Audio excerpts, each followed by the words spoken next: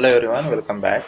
So we just derived how to calculate the plastic capacity MP, and we already know how to calculate the elastic capacity.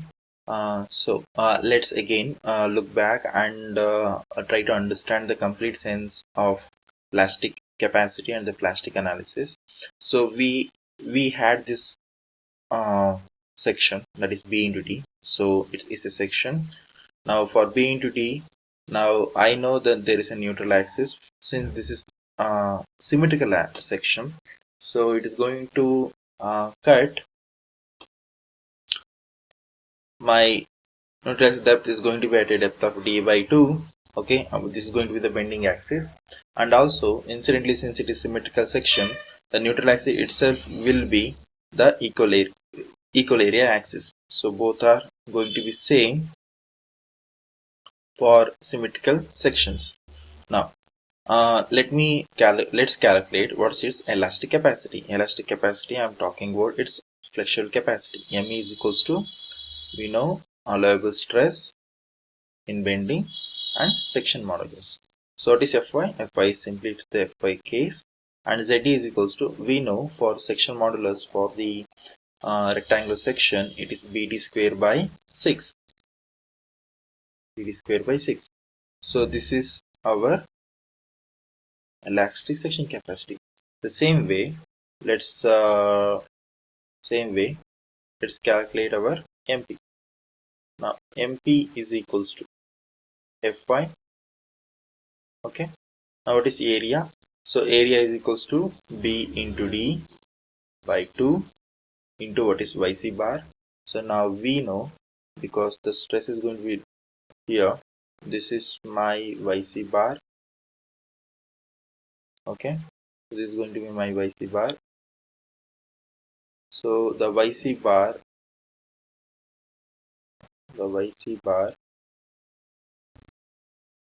this is YT bar.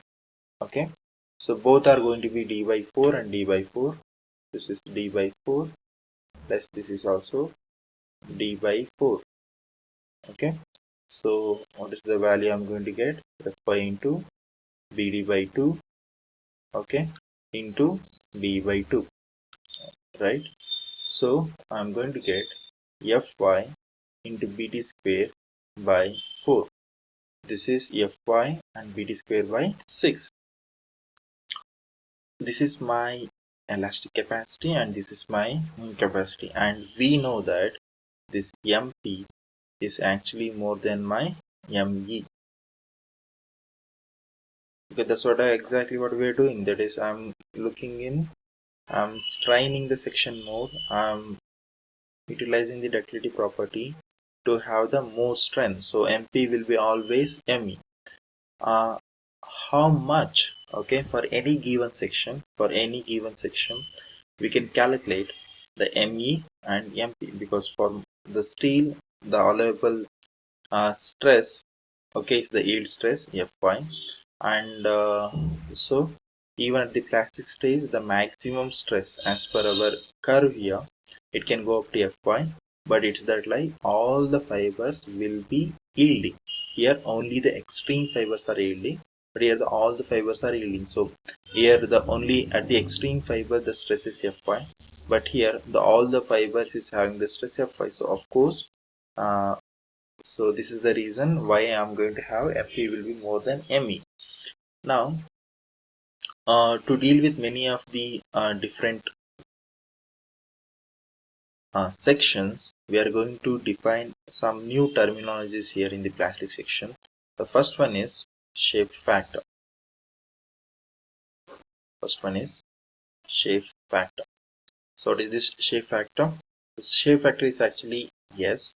Okay, it is simply the ratio of the plastic capacity of the section to its yield capacity, okay, or to its elastic capacity. Now what is this? It is simply here MP by ME.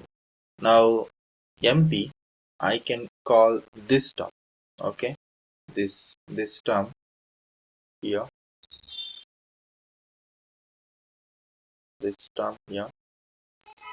The same way I can have as Fy, and I can give my new section modulus. I can call this as a section modulus as a plastic section modulus. Okay, so MP can be written as it is simply Fy into plastic section modulus. This is elastic section modulus and this is plastic section modulus. What is plastic section modulus? It is Fy into Zp divided by what is Me? It is also Fy into Ze. So ultimately the shape factor is defined as the ratio to the section modulus, plastic section modulus to its elastic section modulus. So what is the importance of this? What is the importance of this shape factor? A shape factor will tell us how much the reserve strength in the section beyond the elastic capacity. So for example, let's take the case of the rectangle what we have taken now. So we know what is MP was. MP was Fy into BD square, right? And what is I'm sorry. We'll go back. MP was, it is BD square by 4. Now what is ME? It is Fy into BD square by 6, right? This is my shape factor for rectangular section which is having dimensions width B and depth D. So if I get cancelled, B get cancelled, D square get cancelled, I'm going to get it is 6 by 4. So the shape factor for the rectangular section is 1.5. So what does it say is 1.5? So in the simple words, it has 50% more reserve strength. 50% more reserve strength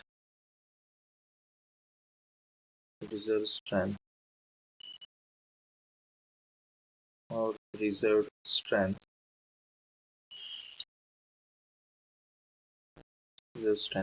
So what do you mean? At elastic capacity, if for an example, if the elastic capacity of the section is 100 kilonewton meter, okay, 100 kilonewton per meter.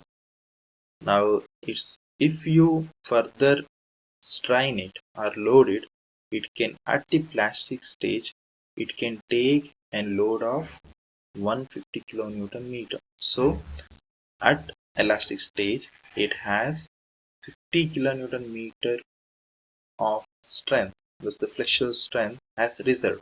That is, if you can use it to pushing the section to get into plastic stage, it will yield you more 50 kilonewton meter more strength. Okay, so that is so depending upon this value. Now here it's not because it's only a section modulus, that is plastic section modulus to elastic section modulus. So we not necessary to all the time to calculate its moment capacities at the plastic stage and the elastic stage. Simply for any given section, okay, it is actually independent of allowable stresses and it's simply completely shape factor is an cross-sectional property. It's an cross-sectional property. Okay, so it will tell you, okay, it will tell you how much the strength how much the strength has been used how much strength has been used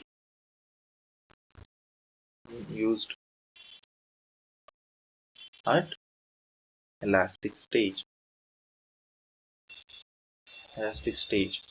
okay. So quantitative approach, if the H is higher, okay, it means it is it is it is highly underused It is highly underused.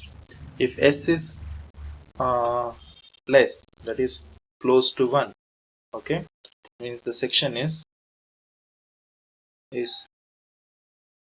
well used at elastic stage. Well used at elastic stage.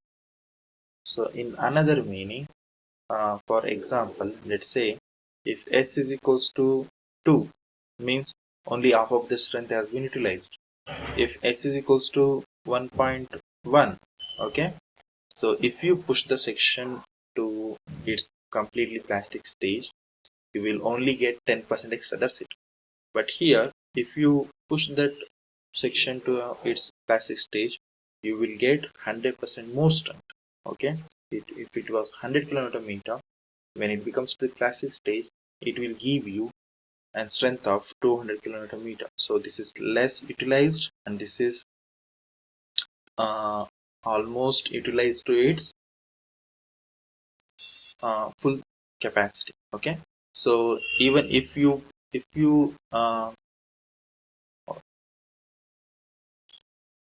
strain beyond the elastic limit, it will only give you 10% extra. So that's what it says.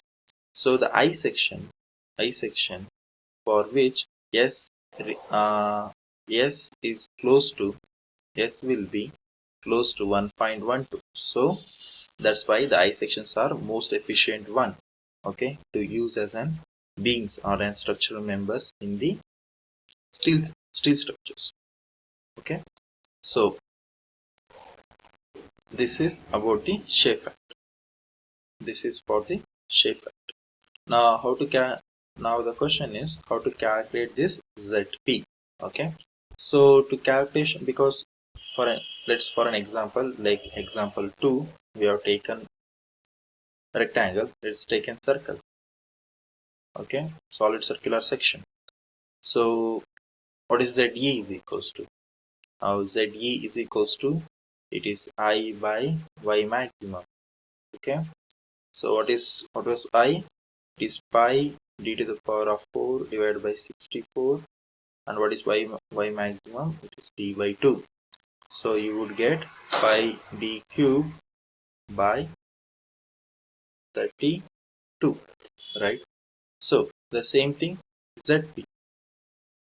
Now ZP, to calculate ZP, I should know my equal area, so that is the diametrical axis. Okay, so what is the area? A by 2, that is ZP is equals to A by 2 into YC bar plus YT bar. Clear? So what is area? Area, it is pi d square by 4, so divided by 2, it is 8. Okay, and YC. Now where my centroid is going to be for this area, it is going to be center, because the area is now is not uniform, again it's changing. So my C is going to act at centroid. Now my T is going to act at the centroid here. Okay, so YC is equals to 4R by 3 pi or 2D by 3 pi, plus this is also 2D by 3 pi.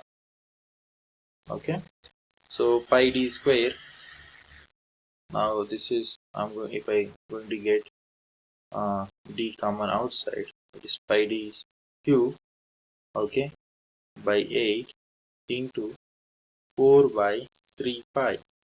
Okay, so pi get cancelled.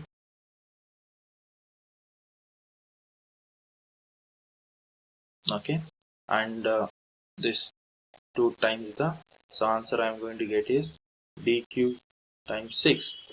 So the shape factor S is equals to ZP by ZE. What is ZP? It is d cube by 6, sorry, d cube by 6 over, what is ZE? It is pi d cube, okay, by 32. So what I am going to get? D cube get cancelled, 32 over 6 times of pi. So how much you are going to get? Calculator.